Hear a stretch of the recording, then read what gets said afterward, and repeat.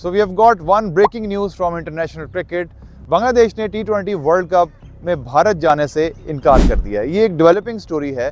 इस स्टोरी के पीछे काफ़ी चीज़ें हैं।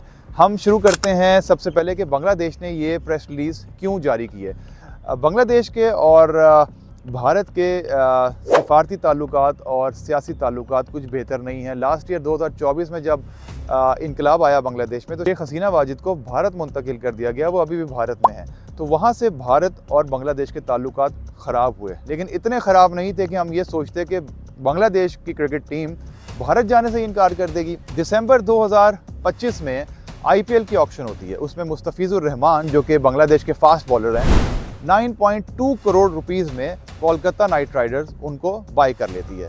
अच्छा, कुछ जर्नलिस्ट हैं जो कि उनमें सुशांत मेहता भी है, मैं उसका हमेशा नाम लेता हूँ, और काफ़ी जर्नलिस्ट हैं इंडियन, वो कह रहे हैं कि मुस्तफिजुर रहमान कोई इतना वर्दी प्लेयर नहीं है, वो तो ऑर्डिनरी प्लेयर है।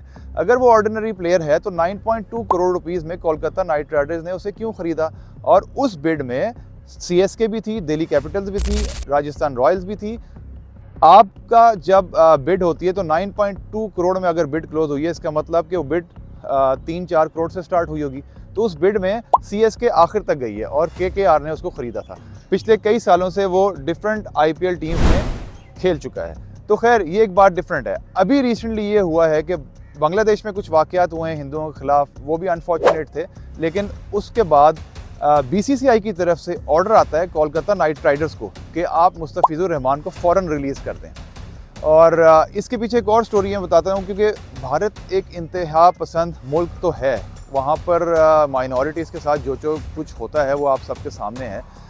शाहरुख खान जो कि कोलकाता नाइट राइडर्स के ओनर हैं, उनको धमकियाँ दी गई कि मुस्तफिजुर रहमान को आप फ़ौरन रिलीज़ करें।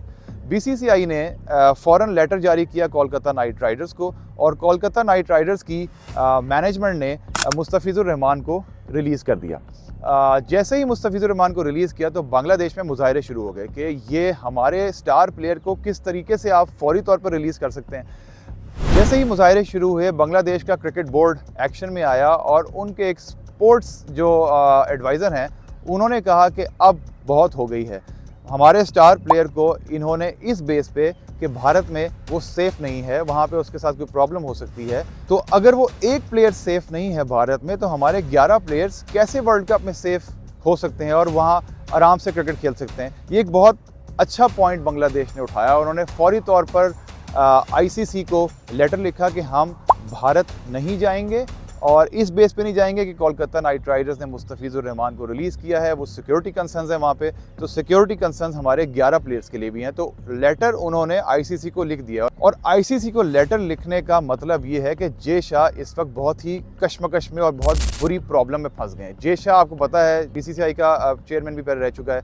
तो अब वो है तो भारत का ही, वो कोशिश करेगा कि भारत के हक में कोई फैसला हो। लेकिन बांग्लादेश क्रिकेट बोर्ड ने बहुत अच्छा टर्न इस वक्त लिया है। उन्होंने कहा है कि पाकिस्तान ऑलरेडी श्रीलंका में अपने मैचेस खेल रहा है, और जो ICC चैंपियंस ट्रॉफी पाकिस्तान में हुई थी तो भारत भी न्यूट्रल वेन्यू यानी कि दुबई में मैचेस खेला था, तो ये ट्रेंड तो सेट है, तो हम सेफ़ नहीं है, हमारे मैचेस श्रीलंका में शिफ्ट किए जाएँ।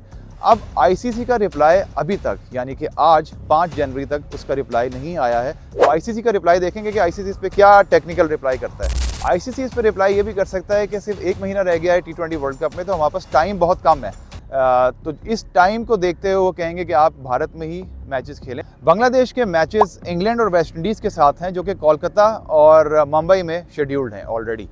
ये बड़ा मसला होता है ब्रॉडकास्टर्स के लिए भी कि एक वेन्यू से दूसरे वेन्यू पे शिफ्ट किया जाए, तो टेक्निकल ग्राउंड्स पे ICC ये भी कह सकती है कि बांग्लादेश आपने हमें बहुत लेट बताया, तो आप इस टूर्नामेंट से आउट भी हो सकते हैं। इस वक्त मैं आपको रिसोर्सेज बता दूं कि बांग्लादेश इतना फर्म है कि वो वर्ल्ड कप से आउट होना तो चूज़ कर सकता है, लेकिन वो वर्ल्ड कप भारत जाके अब नहीं खेलेगा। तो एक और बड़ी अपडेट है कि IPL के जितने मैचेस हैं वो ब्रॉडकास्ट नहीं किए जाएंगे बांग्लादेश में। ये भी ऑफिशियली बांग्लादेश की गवर्नमेंट ने अनाउंस कर दिया है। अब सबसे बड़ा मसला भारत के लिए क्या है, वो ये है कि पाकिस्तान से ऑलरेडी उनकी लड़ाई चल रही है, वो ना पाकिस्तान आ रहे हैं ना पाकिस्तान भारत जा रहे हैं। और टेस्ट प्लेइंग नेशन बांग्लादेश ने भी ये अनाउंस कर दिया है कि वो भारत नहीं जाएंगे, तो जब वो भारत नहीं जाएंगे तो फिर भारत भी बांग्लादेश नहीं आएगा। तो सबसे बड़ी जो व्यूअरशिप है क्रिकेट की वो ऑब्वियसली इंडिया से होती है, लेकिन उसके बाद नंबर 2 पे क्रिकेट की व्यूअरशिप पाकिस्तान से है और नंबर 3 पे क्रिकेट की व्यूअरशिप बांग्लादेश से है। तो दो जो सेकंड और थर्ड मेन व्यूअरशिप वाले आपके कंट्रीज़ हैं, उससे भारत ने ताल्लुक़ तोड़ लिया है। अब इस पर्सपेक्टिव को देखते हुए ऑस्ट्रेलिया, इंग्लैंड और दूसरी नेशंस भी सोचेंगे कि भारत जो है वो किस किस्म की हठधर्मी कर रहा है डिफरेंट नेशंस के साथ। जब वो एशियन टीम्स के साथ ऐसे कर सकता है तो वो इंटरनेशनल लेवल पे भी नेक्स्ट जाके करेगा।